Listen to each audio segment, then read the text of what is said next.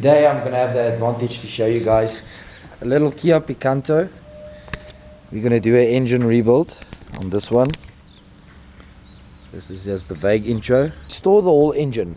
So we're going to remove the engine or majority of the parts of the engine, and then we're going to restore it. So if I can show you guys here. Alright, so we're going to strip off the intake now, tap it cover. As I'm going to go down, I'll take a lot of pictures and a lot of video clips for you guys and explain it piece by piece for you guys. But we're redoing Kia Picanto motor. Everything is here. We've got all the parts that we need. I'm going to send the head away for engineering so I can give it a vague scheme, and then we're going to get that back. That's basically the only thing that we're going to send into engineering. The rest of the things are we're going to keep it on a standards level.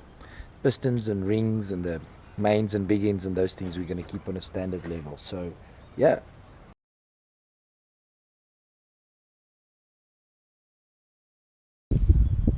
Alright, so you can see the battery is out, the airbox is out, airbox cover is out. So we're going to drain the water now, loosen the bottom pipe there all the way in the bottom, drain the water, and then we're going to push it into the garage that side and start draining the oil, stripping the rest. Alright, just a small update to show you guys what we've done so far. Stripped off all the majority of the water pipes on this side. I'm going to strip off the intake manifold now. We've loosened the exhaust manifold bolts here. Then we're going to loosen the exhaust manifold all the way down there, where that first link is, and then the brackets, the two brackets that's holding the exhaust manifold to the block. The idea that I've got here is that I want to take off the head, strip off the head, send that into engineering, and then we're going to drop the sump and try to, well, not try, I'm going to show you guys how to do the bearings and the mains without removing the crankshaft from the block.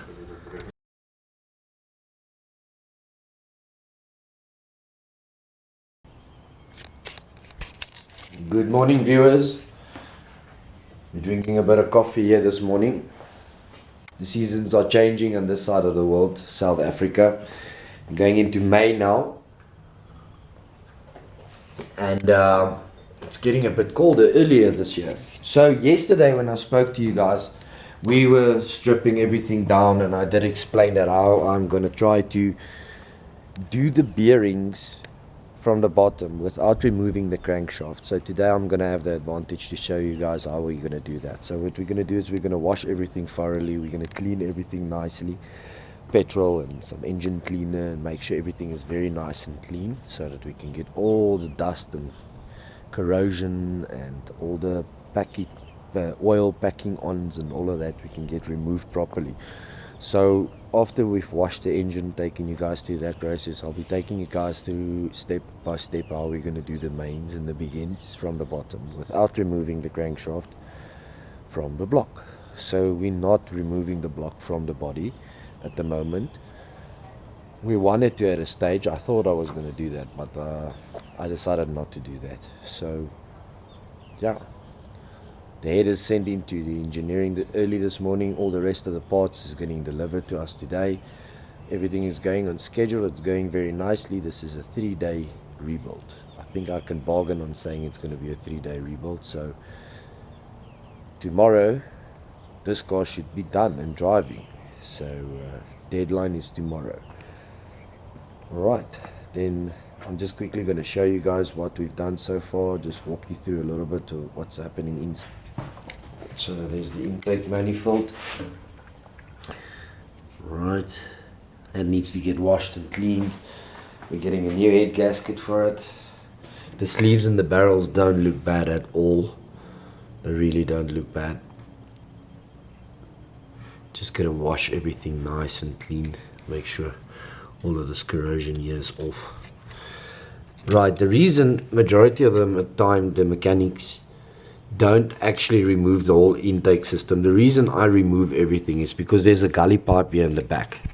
So this pipe here in the back, very few mechanics watch or check this O-ring here in the back. There's a black round rubber O-ring. that fits there, and that thing normally starts leaking slowly but surely, and nobody really checks it and makes sure everything is clean and fastened. And plus, when we're going to start washing this engine with the petrol and the engine cleaner, it's just going to be easier to make sure that we wash everything in the back of the motor and the starter motor and make sure everything is nice and clean. So for this morning now, we're going to remove this engine mounting on this side, we're going to remove the belt, we're going to remove all the pulleys on this side, we're going to remove the timing cover on this side, and then wash. After we've washed, I shall see you guys again. Alright, so you guys can see we've taken the main pulley off. We're busy taking the roller out now. We're going to move the alternator one side, and then we'll be taking this front cover off. Let's see if I can get my hand in here. Thanks, Gary. Throwing you tools here. Spares. Gary's very angry. So we'll be removing this cover here. Remember I said I was going to show you guys how we're going to do the mains and big ends without removing the crankshaft from the block. So this is the first step in the right direction for that move. So once we've loosened and taken all of these things apart, I will get back to you guys.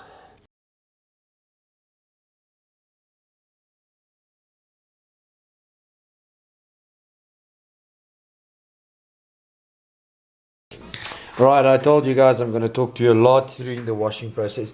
So what I want to show you is we vaguely sanded the top of the head, off the top of the block, with a 600 grit sanding paper with a bit of petrol, jumping in here with petrol all the time, blood vying with petrol. And then after the petrol, while the petrol is still on the vehicle, we use a local engine cleaner. Let me see if I can get a good bottle. Alright, there we go. See the name there. Just a lacquer engine cleaner. We purchased this from Midas, our local store that supplies us with majority of the parts. Here's the new head gasket, mains, big ends, rings, new oil. So now we're just washing everything very thoroughly, and once we've washed it all, we will let it dry and then start putting everything back. Here we go. Catching fire! Wash that shit, Gary.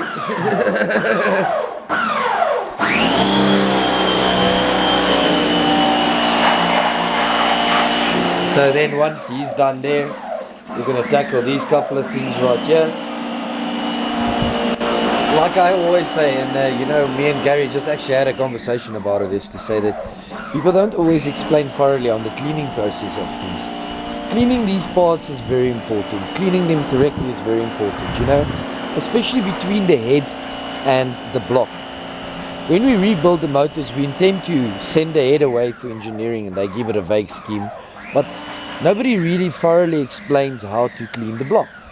So as I showed you guys in the video clip before this one, and as I'm going to show you guys on the tips and ends in the end, that sanding it with a vague piece of sanding paper till there's a shiny part, till the shiny shows, it is important, because you don't want fragments of the old gasket to stay behind and interfere or create a layer on top of the new gasket, upper points or lower points. Maybe when I'm at my studio tonight, I will try to draw some pictures up and try to explain this a bit more thoroughly for you guys. I'll add that in there.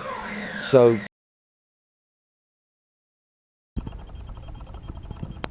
alright, I hope it's clear enough. So I've removed a couple of them already. Number one piston and conrod is always, and the lobes always start at the pulley side. It doesn't start at the gearbox side, it starts at the main pulley side. So from the main pulley side, lobe number one will be over here, piston number one will be over here, lobe number two, piston number two. Here you can see I'm busy removing lobe number three. All I'm going to do now is I'm going to loosen all these bolts of the lobes. I'm going to remove the lobes, and because I've removed the main seal in the front, this main seal panel on the front which carries the rear end seal, because I've removed this, it's going to allow the crankshaft to just vaguely come down.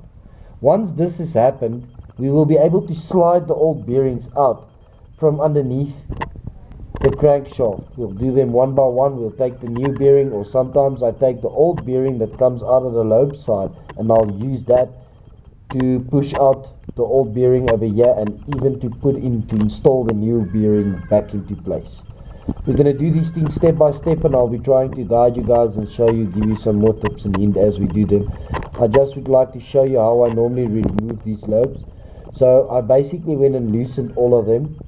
I take out the front bolt, then I loosen the rear bolt until it comes out. Nice, there we go. And then I'll put it back inside, and then backwards and forwards, backwards, forwards, backwards, forwards, till it will be like a loose in there, and you'll be able to take it out. Didn't hit anything with a hammer, didn't work here with a hammer. It's not necessary for any hammers, okay? Please, no mooring devices around this area. Alright, wonderful. Then I will see you guys once I've removed all of these and the crankshaft has started hanging down. Then I'll show you guys how I use this bearing, lobe to be able to push out the old one and put in the new one. Thanks. Alright, so we've removed the 5 main lobes. We've removed all 4 pistons, starting at number 1 from this side, number 5 being all the way back here. Alright, we're going to put in the mains now. The main bearings is running with these lobes. So the crankshaft is loose. You can see it moving on the flywheel here. You can see it moving inside that seal there. So there's a bit of play here. And we're going to use this play to our advantage to be able to push out the bearings now. Wonderful. So what I want you guys to note is the keyway of this bearing. So all the keyways are lying in the rear end of this block. That's towards the firewall. Maybe if I grab the camera quickly and just try to get in there so I can show you. Get the light closer. There we go. So once editing on the computer, I'll make a little arrow there to show you the step I'm talking about, the keyway. So we must just make sure that those keyways line up exactly when we install the new bearings. Alright. Once I start doing that, I'll talk to you guys again. Thank you.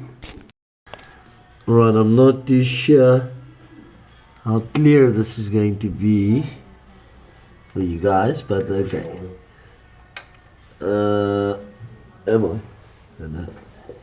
Okay, so what I did is I took the flat screwdriver and I just pushed it. See, the light is not right. There. I pushed it in there so it can just pop out a little bit. So now it's sticking out on this side here. So what I'll be doing is now I'll take the new bearing and I'll start pushing it in from this side, forcing the old bearing out in the same direction. That I'm going to do with each one of these ones and put the new lobes in from the top, and then we'll install them into the lobes and put the lobes back and torque them back into position. Like I said, I've downloaded the correct torque settings for these things, so I'll put that in the end of the video as a pop-up for you guys. Alright, doing the mains now. Alright, as Murphy's Law will have it, I've struggled to get the bearing out on number 4. So this is on piston number 4, the one that's all the way against the flywheel. So I've got a nifty little trick that me granddaddy taught me. No, I'm joking, he didn't teach me shit. I figured it out through life. Is that you can take a hacksaw blade and just, you know, take the crank and wiggle it a bit and while wiggling it, you'll be pushing in from this direction, but you don't want to push this all the way so it curves all the way, because a hacksaw blade cannot bend that much, but it can at least give you somewhat of a bend to be able to remove the bearing. So there we go, bearing number 1 is out, which is now technically bearing number 5. Bearing number 5 is out, so we'll be working our way towards number 1. So this bearing number 5 will be the last one that I put back now. So first I'm going to put number 4 in and work my way towards there, putting number 5 in as the last one to be able to help me to give enough leverage on the crank itself to be able to move far enough so I can wiggle it and wangle it and just get those new ones in there. Right, check you guys after I've installed all of them, and we're going to be ready to put the lobes back. Alright, so I've installed the lobes back, but I've only hand tightened the bolts. So my advice would be only hand tighten the bolts, and then you spin the crankshaft over a couple of times, then you torque it to setting number 1, then you spin the crankshaft over again a couple of times, and then you torque it to its final setting, and then spin the crankshaft again, and then do conrod number 1, spin the crankshaft over, conrod number 2, spin the crankshaft over. It's just so that you can feel where it's binding, if there is any binding, when it occurs, on which one it occurs, so that you can know where you must give attention towards. Where if you put everything in place and start fastening in it and you try to turn it over and it's difficult, or it gets stuck anywhere, you're not going to know which one is actually the problem. And that's something, it sounds very stupid, but a lot of guys make the same mistake by trying to just put everything in, and then if there's something wrong, try to figure out which one is the faulty one. So we're just going to reverse the whole process and start turning the crankshaft over continuously after each step that we take. Spin it over and see if everything is still nice. So that's where we're at now. I hand tightened all the bolts, so I'm going to spin it over a couple of times, check it, start torquing it, and then I'll see you guys just now. Alright, good morning viewers. Well, good day. This is the following day now, and as Murphy's Law will have it, exactly what I told you guys yesterday to watch out for happened to me. The crankshaft is pinching. We can't manage to turn it over because of installing the bearings back now, and the lobes not being done correctly. Well, the fastening process is not being done correctly. So I skipped a step. That's why this happened, and I'm actually happy it happened, so that I can show you guys what needs to happen, what is supposed to be done. Yeah, let me get to that. First off, yesterday I went and I purchased some gasket paper, as we call them on this side. This is a 0.4 paper, the thickness. Talking about this thickness over here, so 0.4. So we purchased that yesterday. The reason I purchased that is so that I can remake gaskets like the rear plate with the seal, the water pump, stuff like that. So alright, the mistake I made yesterday was this thing, is the rear main seal and the holder for it. This thing I was supposed to install back first, and then I only started installing my lobes back, because this will push the crankshaft back into position. So what has happened now is the crank with the flywheel and the clutch attached to it. When I loosened everything and I let the crankshaft hang down, everything moved towards the pulley side, and then putting the bearings back, not a problem, starting to put everything back into position. I don't manage to force or shift. Don't force anything. I don't manage to shift the crankshaft with the flywheel and the bell housing and everything attached to it. I don't manage to shift it back into position. So what I'm going to do now is I'm going to install the rear end seal with its cover, and that is supposed to hold the crankshaft in place and put everything back into position. This is a mistake I made yesterday. This is part and parcel of it. Before you start putting back your lobes of your mains, you have to install this panel back. So that's what I'm going to do now. I'm going to jump away quickly, wash that panel, take the gasket paper, remake the new seal, and then we're going to put it back into place and then start fastening the lobes and then torque them, and then everything should be 110%. So see you guys shortly. Alright guys, so as I told you in the previous video, which I will definitely put all my footage in this time. Yesterday when I installed the mains, it was binding, and I did it on a very low torque setting. We work with Newton meters here in South Africa, so I torqued it only at 20 Newton meters, and it still binded the crankshaft, and I struggled my bum off, only to realize that, and I'm willing to show my mistake, because it's actually a very stupid mistake, but I guess we're all just human in the end, and that's why writing everything down and making sure what you do in life is very important. So I don't know how much. Gary, is there a possibility that you can give me a light?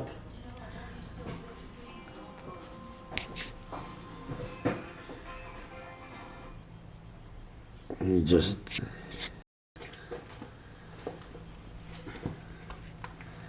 here. Alright, so you guys can see there's a little arrow here, the number over there. So I want to go as far as saying all engines besides French motors, okay, everything will always work towards the main pulley. So the main pulley, piston number 1 is going to be on this side. Your timing will work towards that side. Installing the bottom lobes, everything must face towards the main pulley. Even your belts, when you put your timing belts on, the wording must face towards the outer side of the car. In our country, it's on the right hand side of the car. So always towards the main pulley. That's the direction. So yesterday I made a mistake and I put these lobes the wrong way around it, and it binded. It showed me immediately that something's not right. So yeah, what I did now today is I turned them all the right way around, and she turns, and it's torqued now. It's torqued now at 52 Newton meters, and I can spin my crank with ease. So yeah, that's a little bit of hint and tip. So we've done that now. Now we're going to go to the top and start honing. Sorry for the turbo noises. It's scary getting some messages from all his girlfriends. So now we've got our local honing tool, and we're going to hone all the sleeves now, and then install the pistons with new rings and new bearings there. We're going to do all of those, clean them up, put new rings, put new big ends in. So once again, I just want to give a shout out and a thank you to Midas, our local spare shop, that supplies us with fine gear and equipment like honing tools, gaskets, mains, big ends, parts, oil filters, all our things. I'm still waiting for my banners and things, so that will be here shortly. And then yeah, let me hone this thing quickly, and then I'll talk to you guys after that. Alright guys, so okay, this is brake fluid I'm using right here, so I'll be wetting my stones. This is a brand new honer, I just took it out of the box now. Try to get these pads as wet as possible. Sorry man, just pour it on there, it's easier. As you guys can see what I'm doing. Pour me more in here.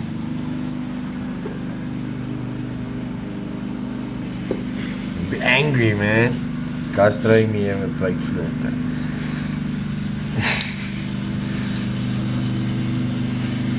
Alright. When you're recording, you must get my shoulders and my head into the picture. Alright, so, but you can come and stand here if you want. explaining here. So as I was explaining just now is that the whole barrel doesn't get used. The piston doesn't go all the way into the bottom and all the way. It goes all the way to the top of the barrel, but there's a space in the bottom that the piston doesn't go all the way down. Alright, so when honing, you don't need to be worried about the bottom section of your barrel. The most important area is the travel area, which is from the top to where the rings stop inside the barrel. That is the important area. So when you hone, you must make sure that. So you don't want to shove your honing tool all the way to the bottom of the barrel and hit the crankshaft and damage a lot of things like that, especially your stones and stuff like that. Look, I'm not saying you're not going to hit it. It is very difficult. I'm most probably going to hit it once or twice myself now, but try not to hit it. Try your best not to hit it all the way to the bottom, and don't be worried for how deep you go in. Right, a little tip or hint. This screw in the back of your honing tool is a pre-tensioner. It's a tensioning screw. So how further this is out, how less tension is on the spring, how softer is the density, how softer is the cut inside the barrel. How harder you turn this, how stiffer you make the spring and the tension, how harder this thing is going to push out, and how deeper is the cut going to be. Suggestion is, if you're replacing rings and bearings just to do a bit of maintenance on your vehicle, not that anything actually went wrong, it didn't blow anything, didn't blow a gasket, you're just doing high mileage changing of it, I will give it a very light, dense cut.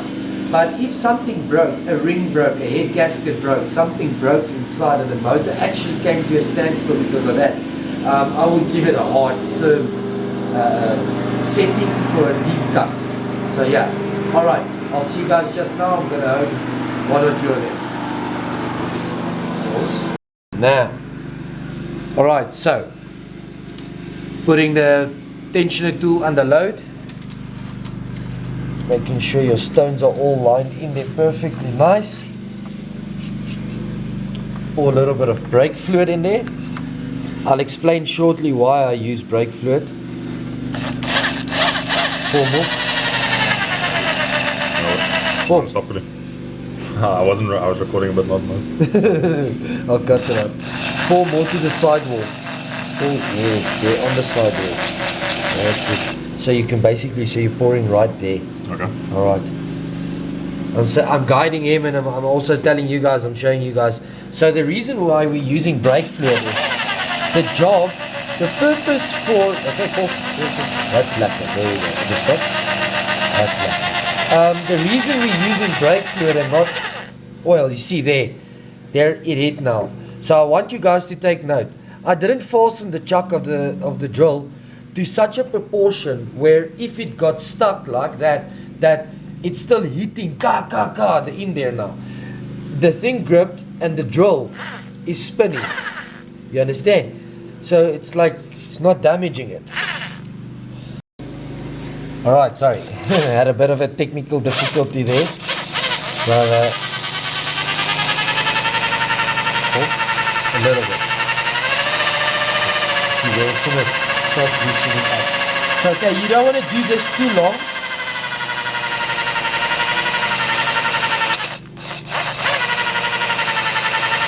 See there, I hit the bottom, but I lift it off it immediately. Alright. I would say something like that amount would be fair to it. Okay. You can pour a little bit less, a little bit slower. You understand? So go give it like a more constant feed. Okay. But a slow speed. Yeah.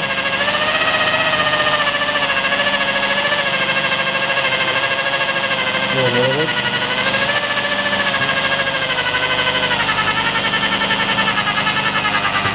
Oopsie. Rough one. Alright.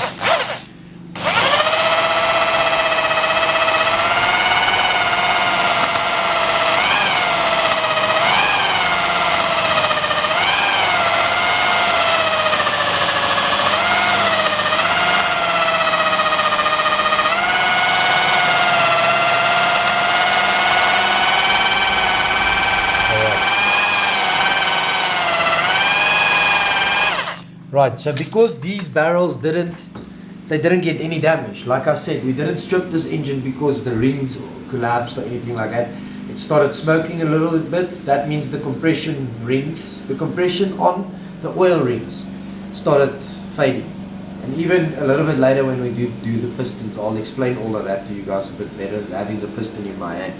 But we didn't have any physical damage to this engine, so we're not going to own it aggressively. It's purely just a little bit of a clean up before we put the new rings in there so that we can make sure everything seats properly. Sharp, thanks guys.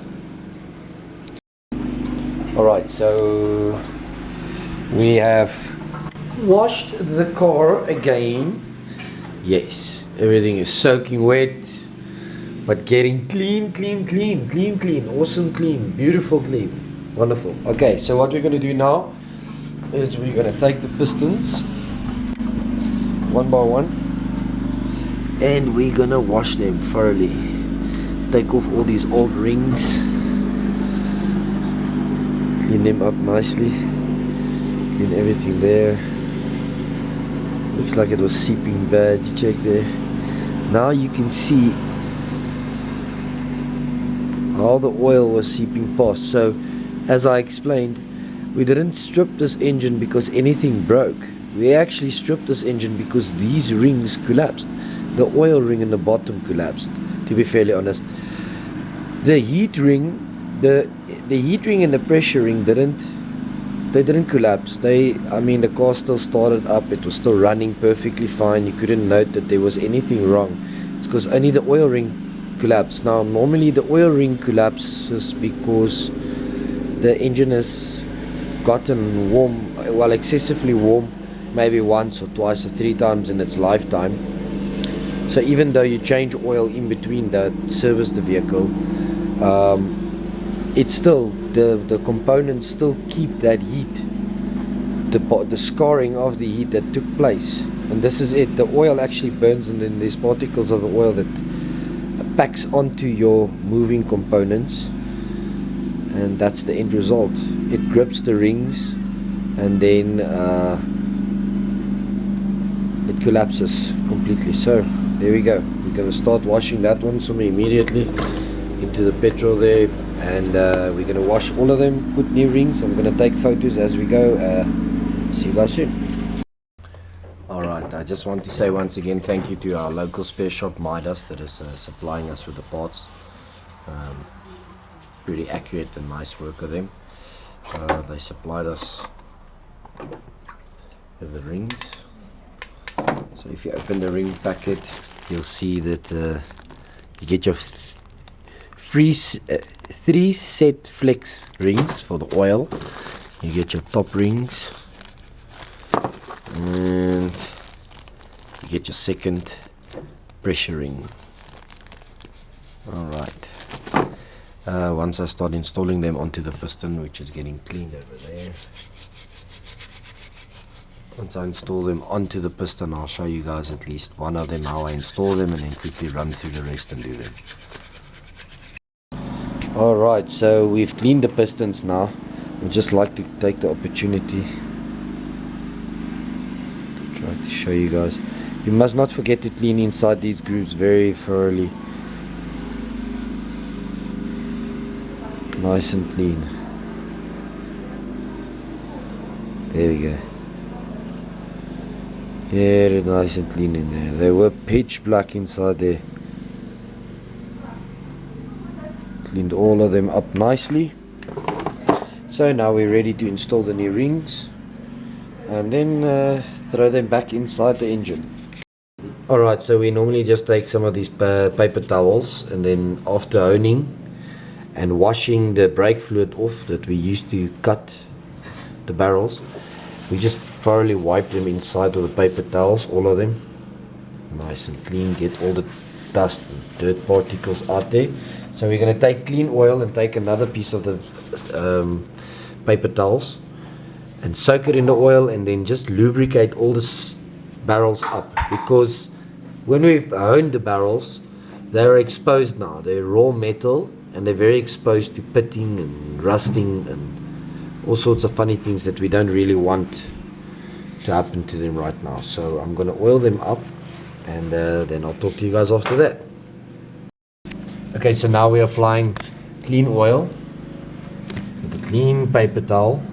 Shows you paper towel. There we go. That's good. That's it. That's it. And then we're just wiping them lacquer inside so that they're oiled up, so that they can't rust, pit, or take anything through the night.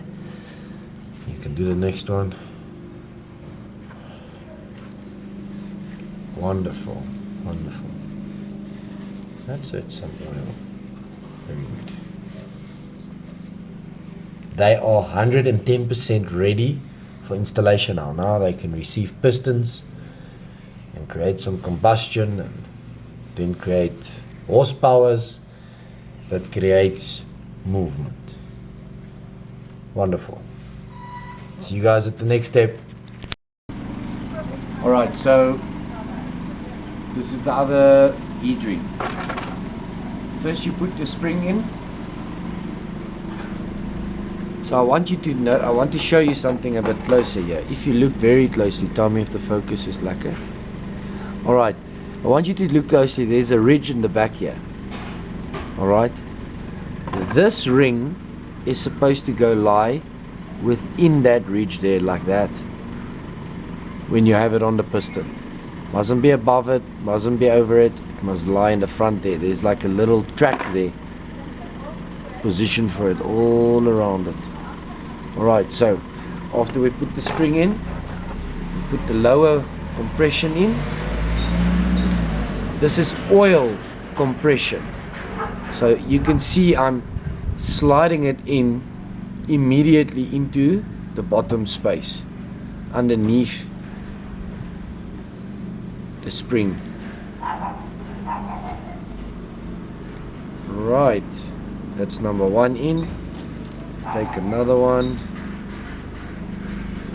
Alright, and we start guiding it immediately at the top.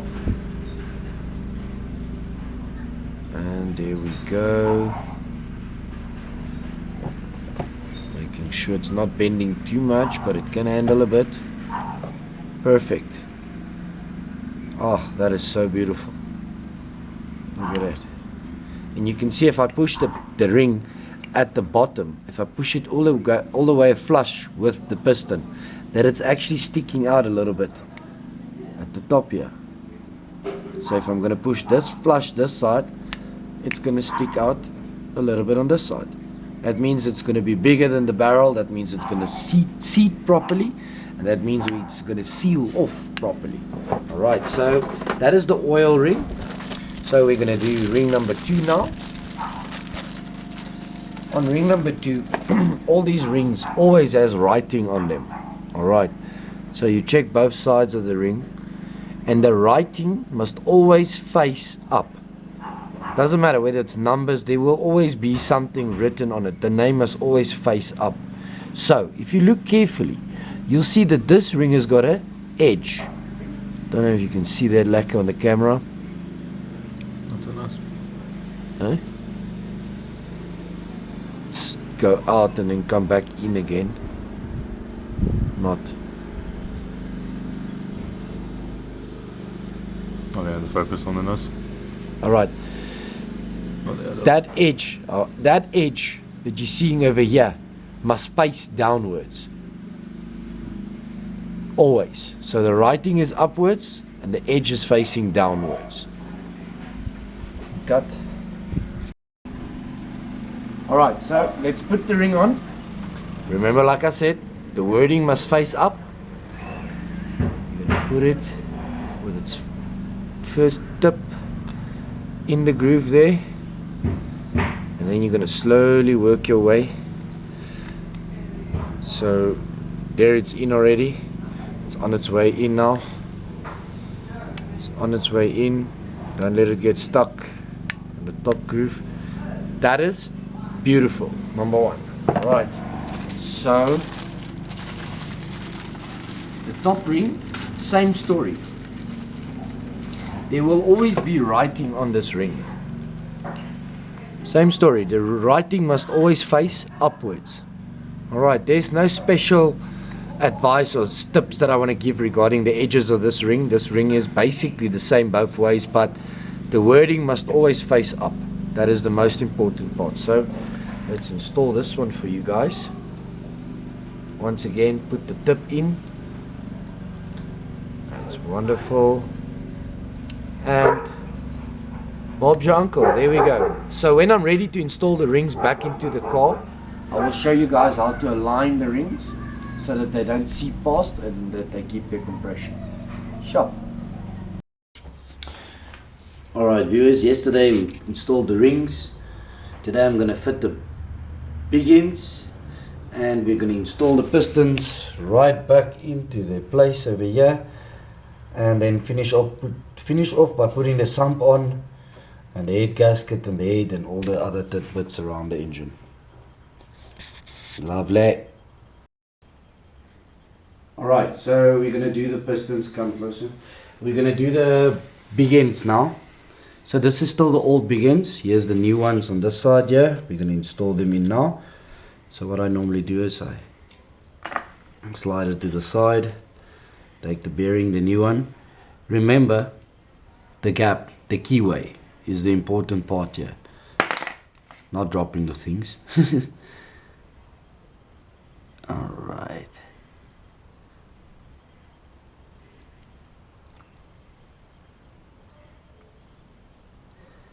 That's one side, now the other side.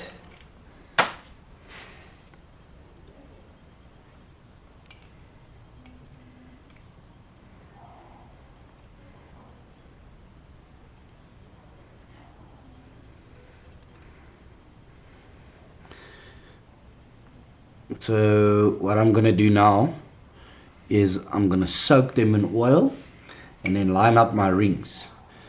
So to line up the rings, I'll see you guys with the next one. Alright, lining up the rings is very important. So you've got these gaps in the rings.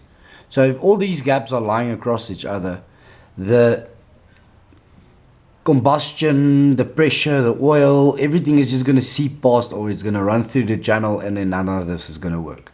So what we normally do is we look at a piston with 4 corners.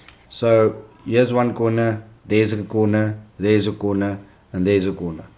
Alright, so what I normally do is I'll take one gap and put it over the one corner, take the next gap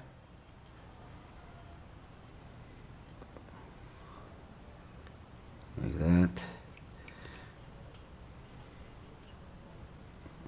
Alright, so if you look there, that one, the bottom gap is across this corner, the one just above it is across this corner, so the one above that we'll put over the next corner, just plus minus, doesn't have to be exact, and then that will go over the next corner. So now, in truthfulness, as I spin the piston, you guys will note that this one is there, then it's the bottom oil ring, then it's the top oil ring, combustion, pressure ring, and then it's the top ring. This piston is now ready for installation. So what we're going to do is we're going to grab it with the ring squeezer and chuck everything full of oil and then put it back in the engine. Right guys, so I'm ready to install this piston into the engine now. As I cannot stretch it ever enough, clean oil, fresh clean oil everywhere, lots of oil. Clean fresh oil, everything is nice and smooth. Remember what we said about direction. So the wording on this conrod is facing towards the main pulley of the engine, and then the gap for the valve in the top is facing towards the front of the engine. This gives us the direction. Please guys, don't forget, make sure everything is nice and clean, your crankshaft and everything else. So here we go. We're going to insert this piston into our freshly honed block. So I take the steel end of a hammer, make sure everything is aligned exactly where I want it, and then I vaguely pump it down.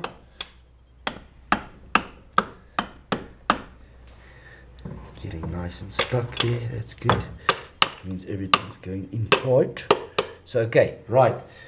Don't know if you guys are going to see this very lacquer on the camera, but the piston is not all the way in yet.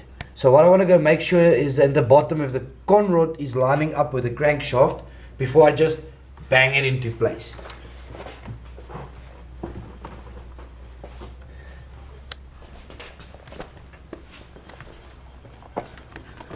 Okay, so what I'm going to do is, don't know if the light is lacquer. Alright, the con rod here, I must try to just line it up with the crank shaft, make sure everything is nice, and that's good. I'm happy with it like that. So, right, I'll see you guys just now when this piston is back in place. Alright guys, so there we go. Con rod slided perfectly over the crankshaft. Everything went very nice and smoothly. I'm going to hand the camera there. Alright, just show it from the top. There we go. Piston is inside barrel, lined up perfectly at the bottom. So what I'm going to do now is I'm going to put the lobe back on. The con rod lobe with the other half of the bearing. And then I'm going to insert the rest of the pistons and then I'll see you guys now. Alright, so we jumped a couple of steps here. We've installed the water pump and the oil pump. I'm just going to walk you guys through that a little bit. Let me get in there. Okay, so once again, cleaned everything thoroughly. We installed the oil pump. We installed the sump. We installed the pickup, the oil pickup. And then we installed the water pump. So all the way up there. That's it. I hope you guys can see it. Over there. Once again, cleaned everything up, put new gaskets in. A little bit of sealant. Don't kill it.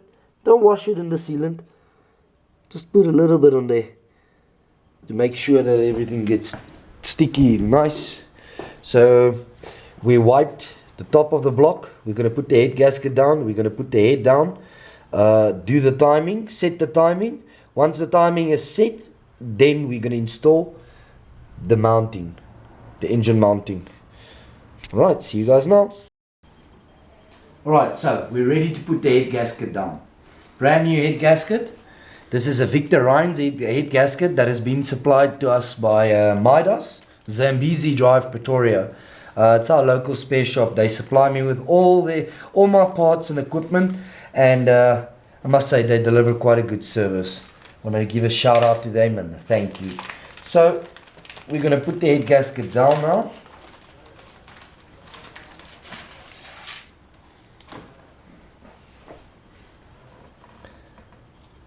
Make sure everything is nice.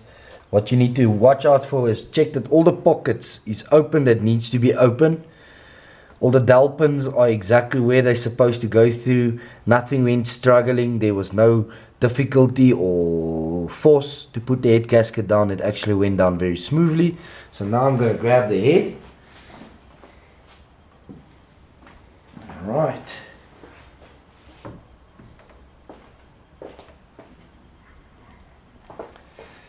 Please guys, remember, putting the head down, you don't want to shift the head around and try to find the spot to put it down. You kind of want to put it down in its place.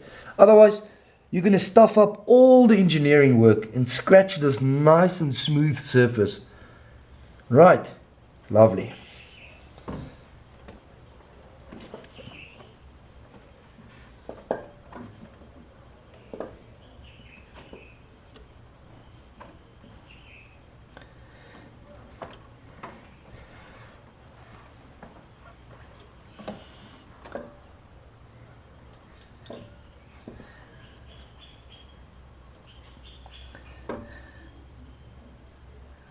So what I do is I put my finger underneath by the dowel area, the dowel pin, so I can feel exactly where it is and that it's not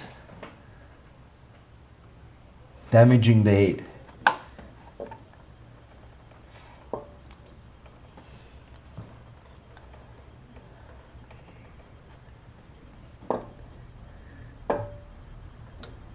Perfect, just like that. I didn't scrape it around, I didn't force it on there. I literally just put it down back into place. So now I'm going to put back the head bolts. Normally the advisable thing is to replace these head bolts because they are stretch bolts. But these bolts are still new and we've only used them once. Just the other day we had the head off. So I'm not going to replace them again now. I'm just going to go ahead and put them in. Alright, I'm going to put them in. And once I've fastened all of them hand tight, before we talk, I'll talk to you guys again. Right guys, I'm ready with my trusted faithful torque wrench to torque the head bolts. So our first torque setting is on 22 Newton meters. Like I said, here in South Africa we work with Newton meters. I know in the UK and overseas they actually work with the kgs, which is a bit more complicated for us. Alright, so 22, that's 28, 27, 26, 5, 4, 3, 2, 1, back to 2. We're on 22 Newton meters now. Lock it. Lock it nice in place. Right, so you start from the middle and you work your way towards the outside. This will allow the head to go down evenly.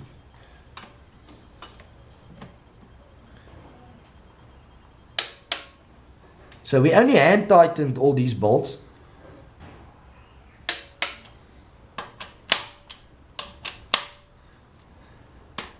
Really?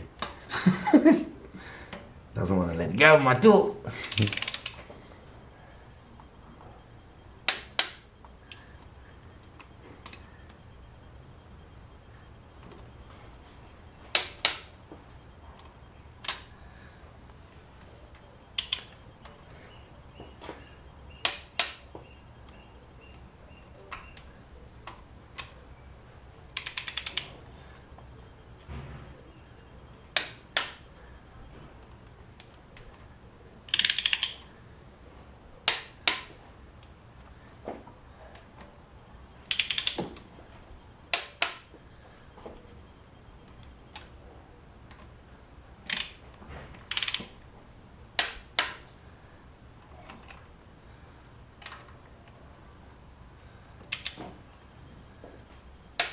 Right, that was the first set on 22 Newton meters. You guys saw how I worked my way from the inside to the outside, very well evenly. Alright, I'm going to set up my torque wrench and then I'll see you guys as soon as I start talking on the stage 2 setting. Right, so we're on stage 2 now, 42 Newton meters. Once again, working my way from inside to outside.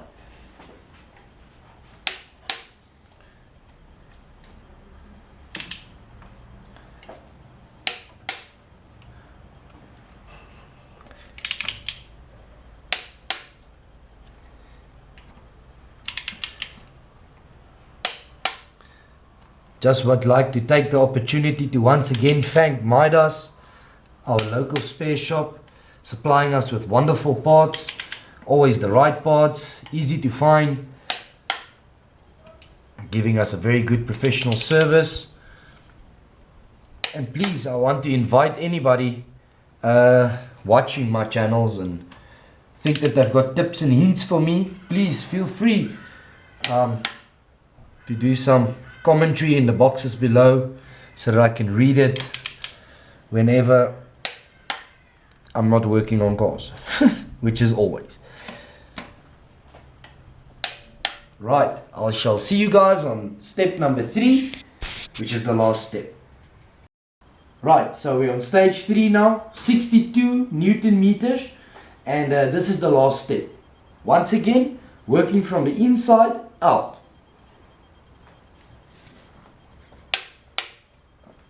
Yeah, I can sort of feel that's nice and tight already.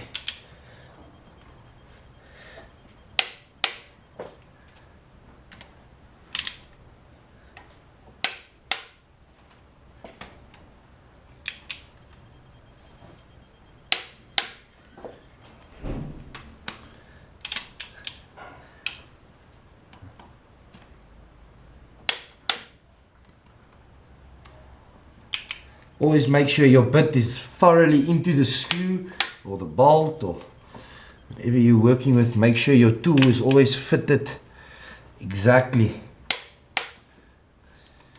Otherwise it strips and slips and just creates havoc.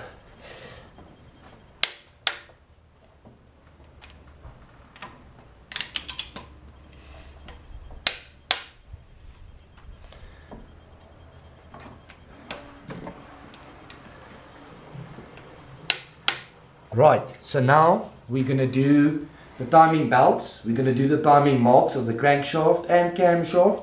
We're going to do the timing belts tensioner, and we're going to do the run along pulleys and the water pump.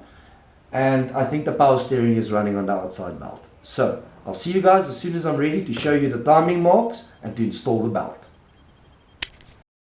Alright guys, so we've installed the timing belt. We've placed the camshaft exactly on its timing mark. We've placed the crankshaft exactly on its timing mark. We've inserted the tensioner and the tensioner spring, the loader, and we've lined everything up. So unfortunately my space is very little there. I'm going to give the camera to my friend now. He's going to just try to get it in there a little bit so that we can have a vague picture. I'm going to talk some bit and explain a couple of things there. But ultimately, at this stage, I will download a video. I'll download a picture of exactly the timing marks and show it to you guys.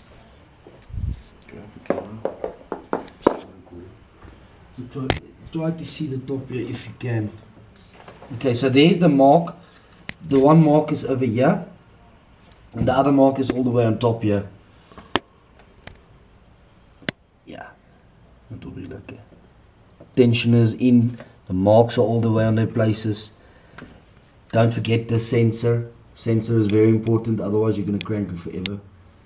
So right, now we're going to turn the motor over a couple of times by hand, and then after that we're going to install this cover back on here, and then the pulleys we're going to put them back on, and then alternator, and then that pump that's there in the bottom, the power, the aircon pump.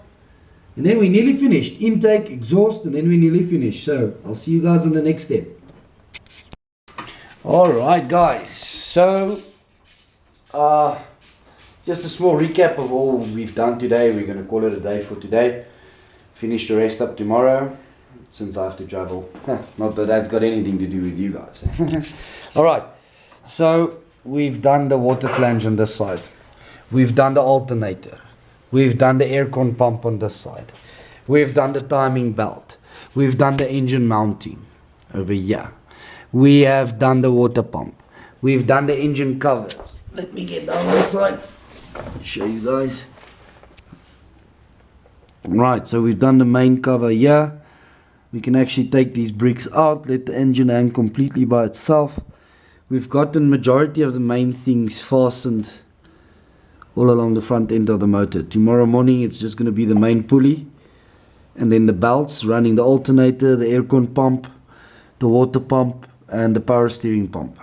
Tappet cover and spark plugs, intake manifold, exhaust manifold, and then we're going to start her up. Right, see you guys tomorrow.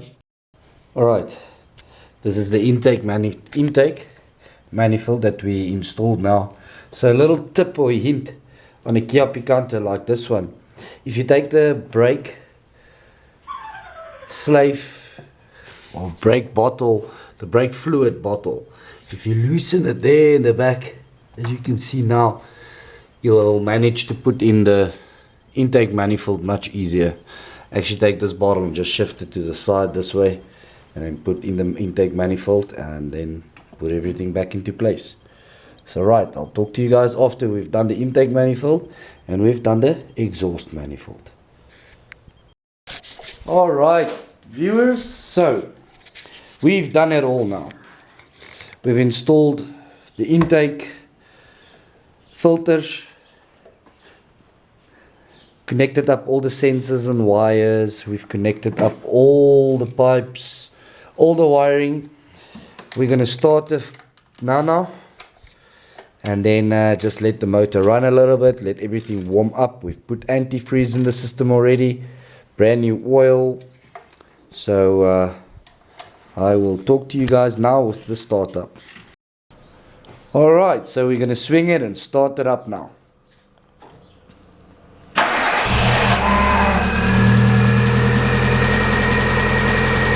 Lovely. One kick. Is there any warning lights on the dash? No engine lights, no warning lights. Another job well done. So now I just need to let it run. Top up the water the whole time, make sure the water level stays correctly. And let the fan kick in, and then we are happy. Very, very happy.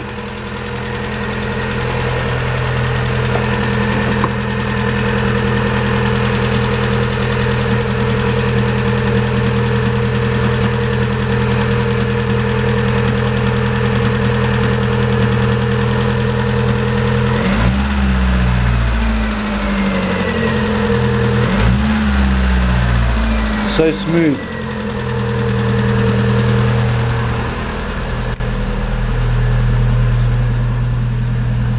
She is perfect.